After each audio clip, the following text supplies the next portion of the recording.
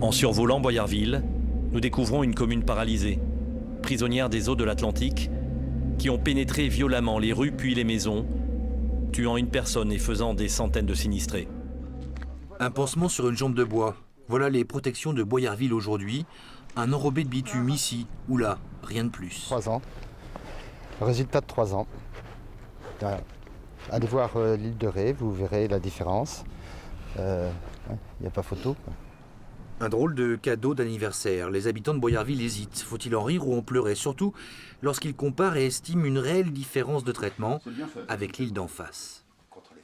Dans l'île de Léron, politiquement, il n'y a pas de front uni, il n'y a pas un leader, il n'y a pas quelqu'un qui peut porter les dossiers à La Rochelle où tout se décide. Donc, résultat, on est en ordre un peu dispersé, chacun fait son travail à son idée, mais on n'a pas la même attitude que l'île de Ré qui, dès le départ, a lutté, a revendiqué et a obtenu des crédits. La question se pose, comment l'île de Ré s'est débrouillée pour se remettre aussi vite et à tous les niveaux d'un tel drame? Comment les élus ont-ils trouvé 14 millions d'euros en 3 ans pour activer les phases 1 et 2 du plan digue?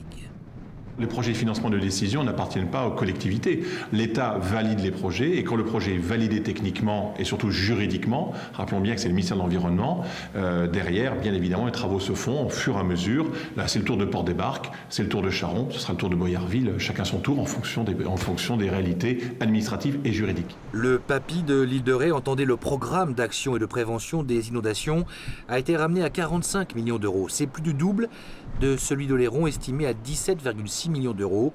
Voilà pour les chiffres.